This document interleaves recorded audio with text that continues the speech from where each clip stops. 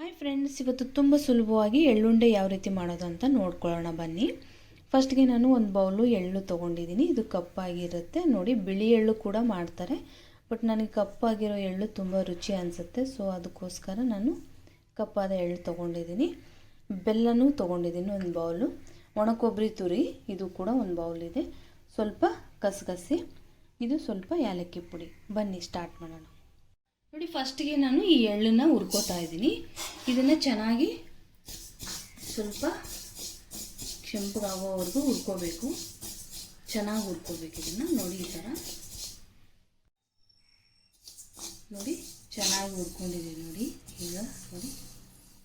ಈಗ ಇದನ್ನು ಸ್ವಲ್ಪ ತಣ್ಣಗಾದ್ಮೇಲೆ ಮಿಕ್ಸಿ ಮಾಡ್ಕೊಳ್ಳೋಣ.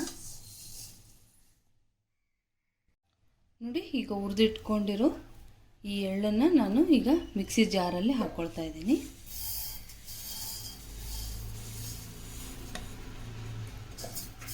ಹಾಗೆ ಇದ್ರ ಜೊತೆಗೆ ಬೆಲ್ಲ ಕೂಡ ಸೇರಿಸ್ಕೊಳ್ಳೋಣ. ನೋಡಿ, ಈ ಬೆಲ್ಲನು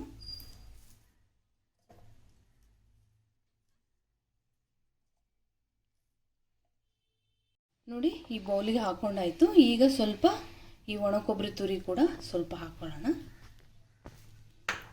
ಹಾಗೆ ಏಲಕ್ಕಿ ಪುಡಿ ಕೂಡ ಸ್ವಲ್ಪ ಸೇರಿಸ್ಕೊಳ್ಳೋಣ.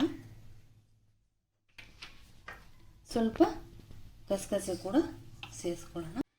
ನೋಡಿ, ಇದೆಲ್ಲವನ್ನು ಚೆನ್ನಾಗಿ ಮಿಕ್ಸ್ ಮಾಡ್ಕೊಳ್ಳಿ. ಚೆನ್ನಾಗಿ ಮಿಕ್ಸ್ ಮಾಡಿಕೊಂಡು ಈಗ ಒಂದೊಂದಾಗಿ ಸ್ವಲ್ಪ ನಿಮ್ಗೆ ಯಾವ ಸೈಜ್ ಬೇಕು ಆ ಸೈಜ್ ಉಂಡೆಗಳನ್ನ ಕಟ್ಕೊಳ್ಳಿ.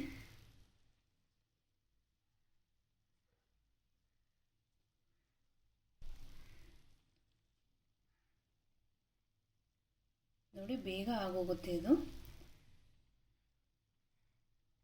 ನೋಡಿ, ಈಗ ಉಂಡೆ ರೆಡಿಯಾಗಿದೆ. ಈಗ ಇದೇ ರೀತಿ ಎಲ್ಲವನ್ನು ಕಟ್ಕೊಳ್ಳೋಣ ಉಂಡೆನ. ನೋಡಿ ಫ್ರೆಂಡ್ಸ್, ತುಂಬ ಸುಲಭವಾಗಿ ಎಳ್ಳುಂಡೆ ಯಾವ ರೀತಿ ಮಾಡೋದಂತ ನೋಡ್ಕೊಂಡ್ವಲ್ವಾ.